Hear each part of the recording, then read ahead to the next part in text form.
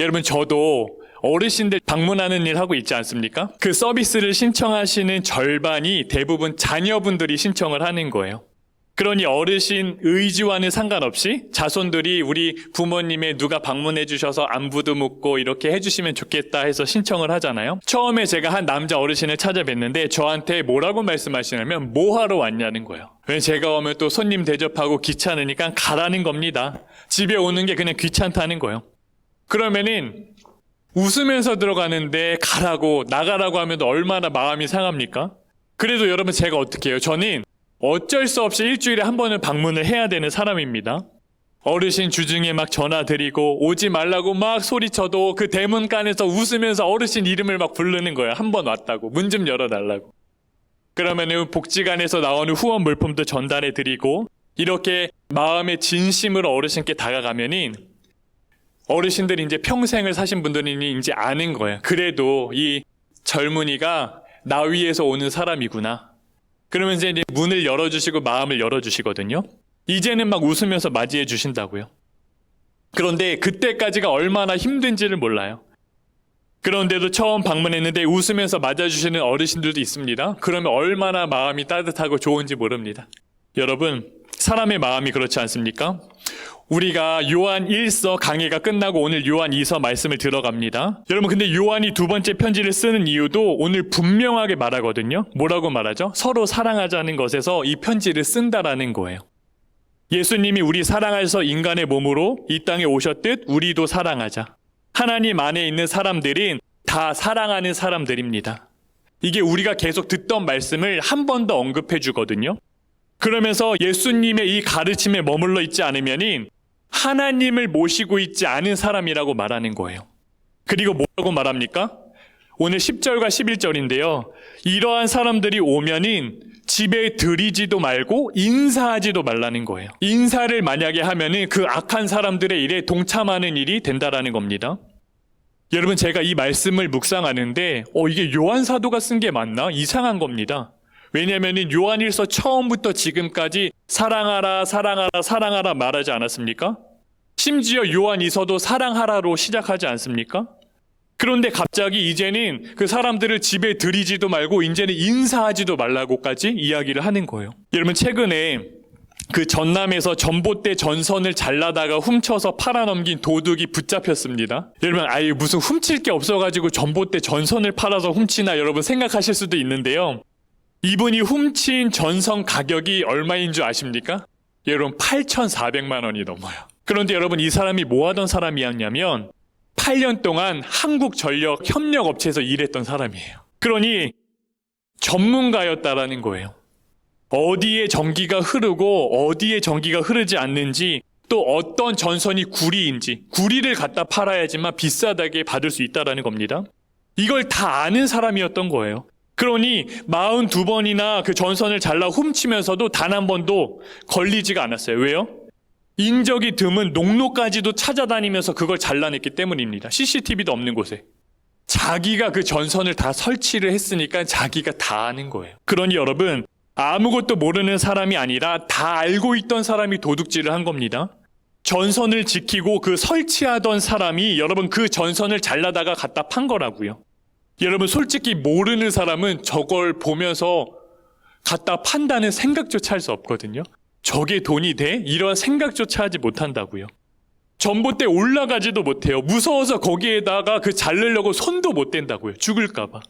그런데 전문가니까 다 아니까 담대하게 다 훔쳐내지 않습니까? 여러분, 요한 사도가 왜 이렇게 단호하게 거짓 교사들을 들어오지 못하게 했을까요? 제가 여러분 잠깐 어르신 댁에 방문하는 것과는 차원이 다른 겁니다.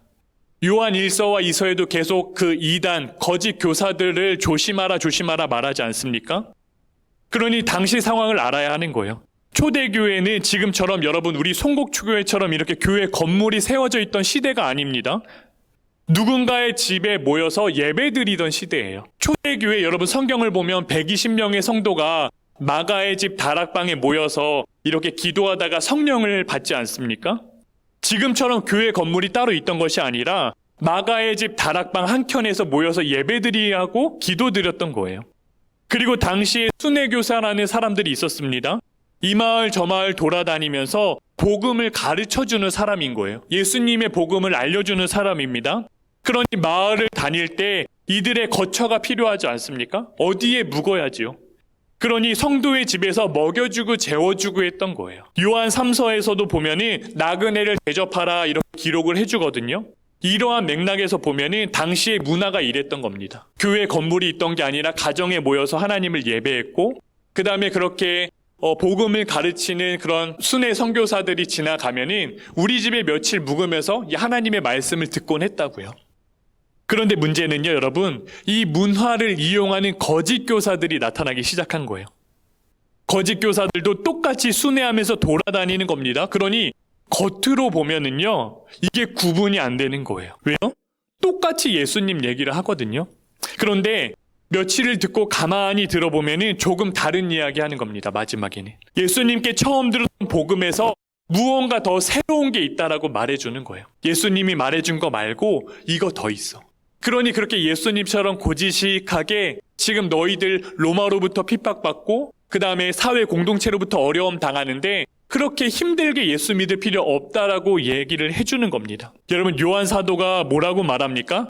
8절에 지나치게 나가서 그리스도의 가르침 안에 머물러 있지 않으면, 그러니 예수님이 가르쳐준 거 말고 그거보다 더 나가 있는 사람은 하나님 안에 머물러 있는 게 아니라고 아예 분명하게 말해주는 거라고요. 여러분, 당시에는 그러니 집이 곧 교회였습니다. 그러니 여러분, 드리지 말라는 말은요, 손님인데 그래도 우리 집 앞까지 왔는데 물 한 잔은 건네줘야죠, 이런 정도가 아니라는 거예요. 인사도 하면은 그것에 동참한다 얘기하지 않습니까? 단순하게 안녕하세요 인사하는 뜻이 아니라 원어의 뜻으로 보면은 당신이 형통하길 빕니다예요. 그러니 당신의 그 잘못된 가르침에 내가 동의합니다. 내가 당신의 그 가르침을 지지하는 거랑 마찬가지인 겁니다. 그러니 요한 사도가 11절에 뭐라고 말합니까? 그에게 인사하는 사람은 그 악한 일에 다 동참하는 거라 말해주는 거예요. 여러분, 그래서 요한 사도가 강력하게 말해주는 겁니다. 집에 들이지도 말고 인사하지도 말라는 겁니다. 겉모습은 다 똑같습니다. 예수님의 이야기를 하고 다 선지자들 같아요. 그러니 우리가 문을 열어주게 되잖아요. 그런데 여러분, 예수님께서도 분명히 말씀하시는데 뭐라고 말씀하시죠? 신약 성경에 보면은 내가 양의 문이라고 말하세요, 예수님이. 문으로 들어가지 않고 다른 데로 넘어가는 자는 다 절도하는 사람이며 강도라고 말하지 않습니까? 그러니 예수님이라는 문, 그 예수님이라는 진리를 통하지 않고 다른 걸 가지고 들어오는 자는 다 강도라는 겁니다. 여러분, 강도가 내 집에 들어오는데 문 열어줄 사람이 어디 있어요? 여러분, 검정 복면을 쓰고 칼 들고 있는 사람에게 문 열어줄 사람이 어디 있겠습니까? 다 막아서지 않습니까? 내 집에 들이지 못하게 하잖아요. 그래서 요한 사도가 들이지도 말라, 인사하지도 말라, 여러분, 이렇게까지 말을 하는 거예요. 방문하는 어르신 중에 한 분이 여러분, 여호와의 증인 전도지를 받았다는 겁니다. 이단의 교주가 지옥에 간 경험을 아주 간증을 자세하게 적어놨더라고요. 제가 보니까 얼마나 생생하게 묘사를 했던지 어르신이 그걸 다 읽고 나서 저한테 뭐라고 말씀하시냐면은 죽기가 무섭다라는 거예요. 왜요? 천국에는 사람이 몇몇 없고 다들 지옥에 다 가 있다는 겁니다. 그러면서 하시는 말씀이 천국은 아무나 갈 수 없는 곳이라는 거예요. 나 같은 사람은 갈 수도 없다는 겁니다. 착한 일 많이 해야 하고 종교단체 봉사도 많이 해야 하고 엄청난 돈을 갖다가 바쳐야지 된다는 거예요. 그런데 여러분, 성경에 어디에 그렇게 써 있습니까? 하나님의 나라 가는 일이 그렇습니까? 그렇지 않다고요. 눈을 씻고 찾아봐도 그런 건 하나도 없어요. 예수 그리스도를 구주로 영접하면, 여러분, 예수님의 생명으로 내가 살았음을 믿으면 분명히 주님이 구원에 이른다 말씀하지 않으셨습니까? 그러니 구원은 은혜로 주어지는 거라고요.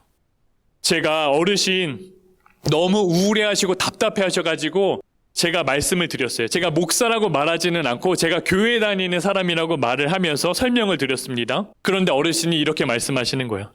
나 같은 사람은 이 땅에서만 잘 살면 돼. 제가 그 짧지만 복음을 잘 설명해 드렸거든요. 그런데도 이미 거짓 복음이 마음에 쑥 들어가 있으니까 진짜를 들을 마음조차 없는 겁니다. 더 어려운 걸 하려는 것도 아니고요. 믿기만 하고 말씀을 드려도 들어가지를 않는 거예요. 여러분, 얼마나 안타까운지 모르겠는 겁니다. 그러니 아예 잘 분별해서 애초에 우리 마음 가운데 들어가지 않게 해야 하는 거예요. 요한 사도가 이 사실을 알았기 때문에 여러분 초대교회 성도들에게 그렇게 강하게 말해준 겁니다. 오늘 말씀을 들으면 우리가 이렇게도 생각할 수가 있어요. 아니 그거는 이단 얘기잖아요. 이단. 우리 집에 순회 교사가 찾아오지도 않는다고요. 그러니 이 이야기가요 그냥 초대교회 2000년 전 이야기 같지 내게는 다른 의미로 다가온단 말이에요. 맞아요. 여러분 그렇게 생각하실 수도 있거든요. 그런데 여러분 제가 오늘 말씀을 묵상하는데 거짓 교사가 꼭 사람의 모습으로만 오는 건 아니라는 마음을 주시는 거예요. 여러분 우리 마음에도 다 문이 있습니다.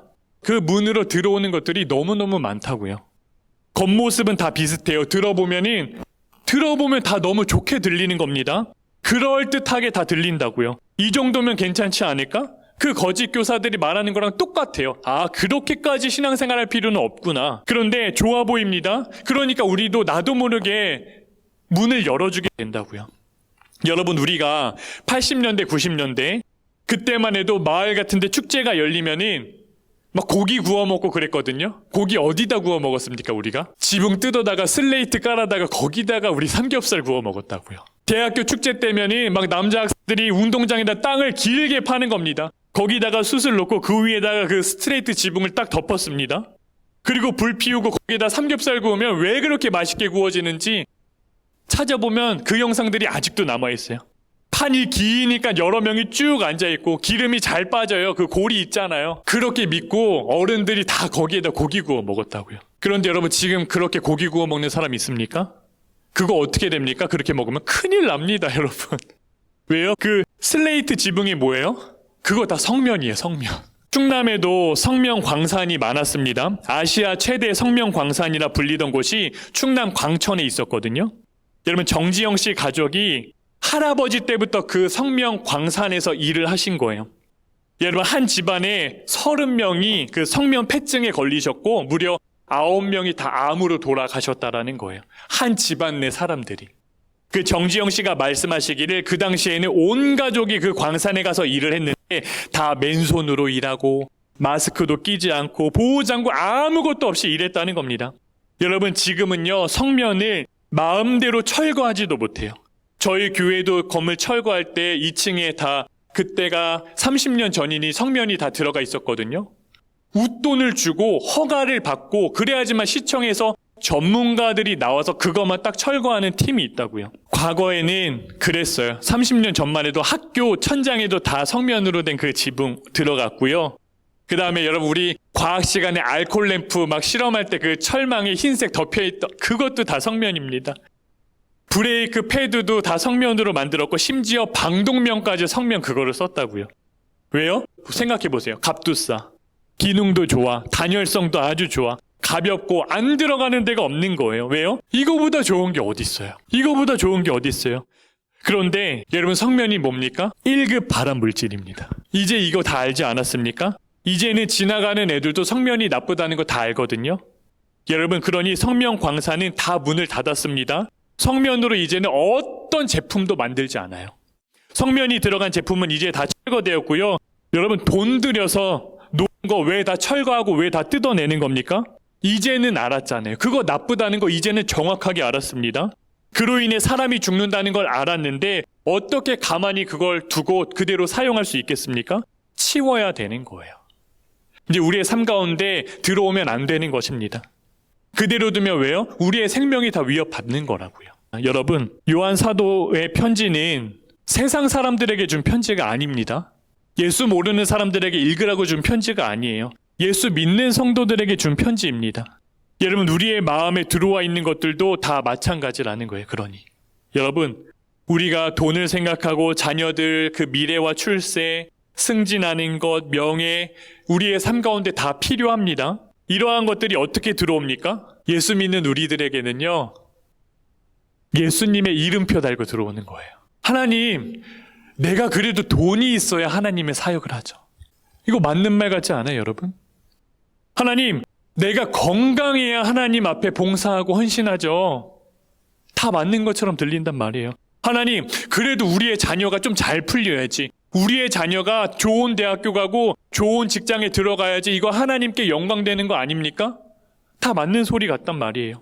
승진해야 직장에서 선한 영향력도 끼치잖아요. 하나님, 내가 더 올라가야지, 사회에서 높아져야지만 내 한마디에 힘이 있고 그 위에 하나님의 영광이 올려지는 거 아닙니까? 우리가 이렇게 생각한다고, 예수 믿는 우리가. 여러분, 다 그럴듯하지 않습니까? 성면이 좋아 보였던 것처럼 다 좋아 보이는 거예요. 그런데 어느 순간 돌아보면 우리 안에 말씀하시는 분이 예수님이 아닌 거예요, 여러분. 누가 말하고 있는 겁니까? 예수님의 얼굴을 가장한 돈이 우리에게 끊임없이 말하는 거라고요. 예수님이 말씀하시는 것 같지만 마음 가운데 내 자녀가 가득 있는 겁니다. 예수님이 말씀하시는 것 같지만 내 명예와 이름을 올리기 위한 마음이 스물스물 올라오는 거라고요. 여러분, 2017년에 영국 월트셔에 있는 농가에 불이 크게 났습니다. 그때 다행히 소방관들이 목숨을 걸고 불을 끄고요. 그 다음에 그 속으로 뛰어들어가가지고 새끼 돼지 18마리랑 어미 돼지 2마리를 구출해 내거든요. 보면 이렇게 안고 나오는 사진이 있어요. 당시에 이 구조가 단순한 재산 보호를 넘어가지고 가축의 생명을 구한 사례로 이렇게 많이 이슈가 되었거든요. 그런데 여러분, 몇 달 후에 소방관들이 예상치 못한 방식으로 감사의 선물을 받게 되었어요. 그 농가 주인이 너무 고맙고 감사한 겁니다. 그 감사한 마음에 여러분, 그때 구조했던 돼지로 만든 소세지를 그 소방관들께 선물로 갖다 드렸어요. 제가 그 기사를 보는데 제가 아무 말도 못하고 한참을 생각하게 되더라고요. 제 마음 가운데. 여러분, 생각해보면은 소방관분들 그리고 그 농가의 주인도 서로의 입장에서 자기가 최선으로 할 수 있는 일을 한 겁니다. 맞잖아요, 여러분. 그런데 제 마음 가운데 이런 마음이 드는 거예요. 여러분, 예수님께서 생명 걸고 나를 구해주신 거잖아요, 어찌 보면. 그러니 우리는 예수님의 생명으로 다시 산 사람들이라고요. 우리가 매달 성찬을 나눌 때도 예수 생명으로 살았습니다, 우리가 이 고백을 하면서 성찬을 떼지 않습니까? 예수님은 진짜 생명 걸고 나를 구하셨는데 그건 제가 아랑곳하지 않고 주님 계셔야 하는 이곳에 제가 세상에 듣기 좋은 것들 이리 한 번 넣었다가 여기에 흔들렸다 또 저기에 흔들리고 있지 않는지는 제가 그 돼지 사진 보면서 그 마음이 드는 겁니다. 여러분, 예배 끝나고 주일에 돌아갈 때면은 여러분, 이루가 뭐라고 말하는 줄 아세요? 아빠 오늘은 29명이에요. 우리 교회에 29명이 예배 드렸다는 거예요.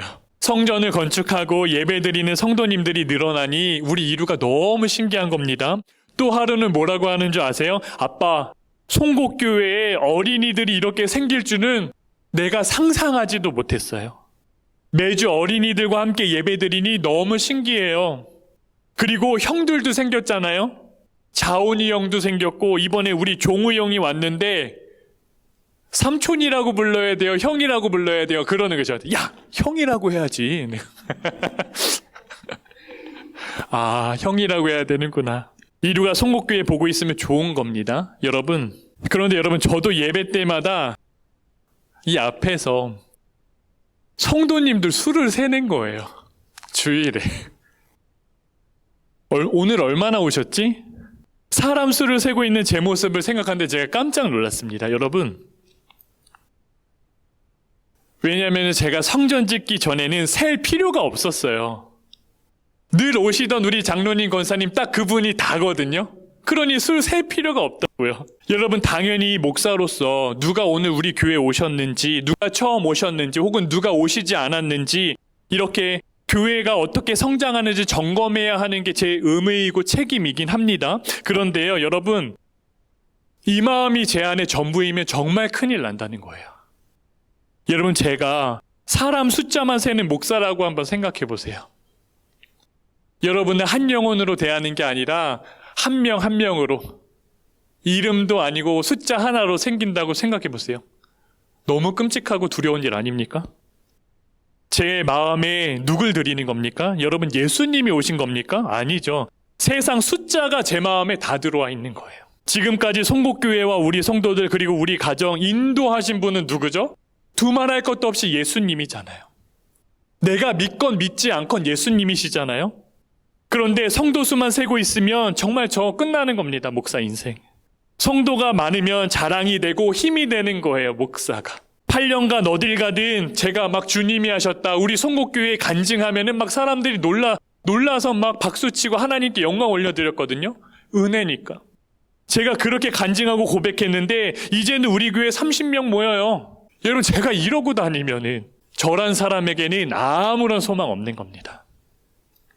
우리 교회 통장의 재정의 그 숫자를 바라보고 내 통장에 얼마 있는지, 우리 집이 어딘지, 내 자동차가 뭔지, 내가 사회에서 어느 정도 위치에 있는지 이것들이 마음 가운데 막 후비고 들어오기 시작하면은 예수님 계실 곳이 없는 거예요. 여러분, 저를 위해서 그러니 좀 기도해 주시길 부탁을 드려요. 부족하고 부족한 게 접니다, 여러분. 오직 주님 한 분만 정말 의지하며 목회하는 목사 되도록 여러분 기도해 주세요. 다 좋아 보이는 것에 눈에 가려지지 않도록 여러분 제발 기도해 주세요. 말씀을 들으면은 여러분 이렇게 생각할 수 있습니다. 아, 목사님, 뭘 또 그렇게 얘기하시냐고. 뭘 또 그렇게 자책하시냐. 맞아요, 여러분. 우리가 좋은 게 좋은 거라고 말하면서 어느 정도는 괜찮다고, 이 정도는 다 사람들 다 이렇게 산다고, 목사님 너무 그러지 마세요. 이야기해 주실 수 있고 나 스스로도 그렇게 여길 수 있거든요. 여러분, 작년이죠. 우리 이루가 놀이터에서 놀다가 전화가 왔어요. 자기 머리 찢어졌다라는 거예요.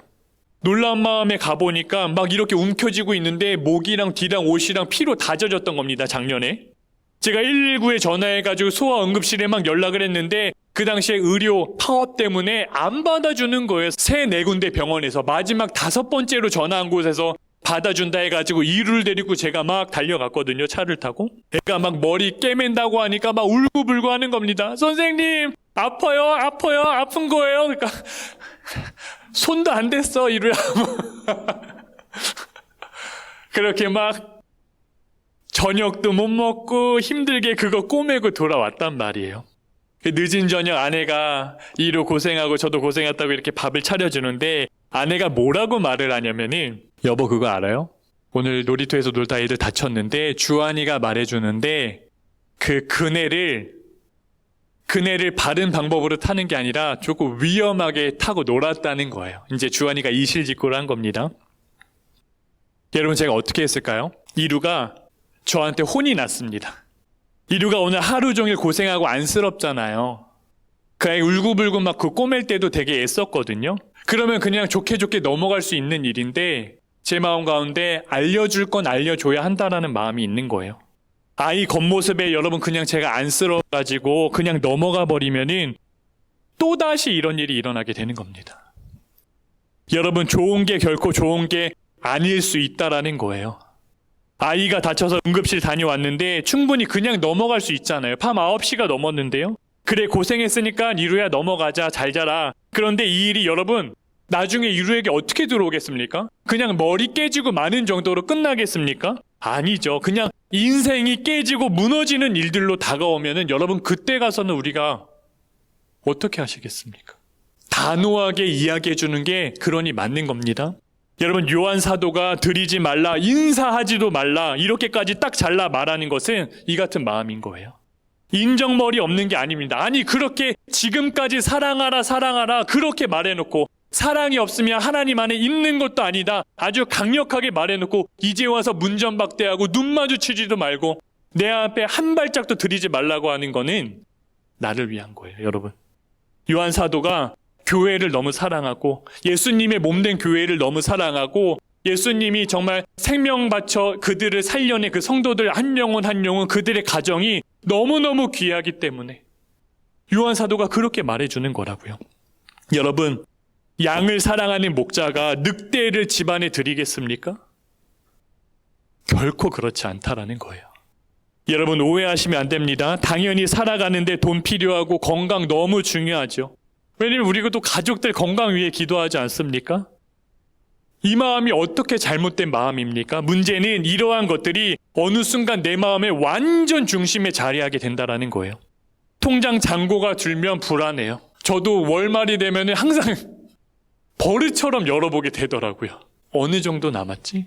목사이니 하나님이 채워주신다, 지난번 설교도 하고 고백도 하는데 마음은 이미 돈한테 다 끌려가는 거라고요. 왜 그 계속 열어봅니까? 불안하니까, 확인해야 되니까. 입술은 고백하지만 마음은 이미 거기에 다 빼앗기게 되는 거라고요. 여러분, 자녀가 시험을 못 보면은, 자녀가 승진에 미끄러지면 속상하죠. 당연히 속상하죠, 여러분.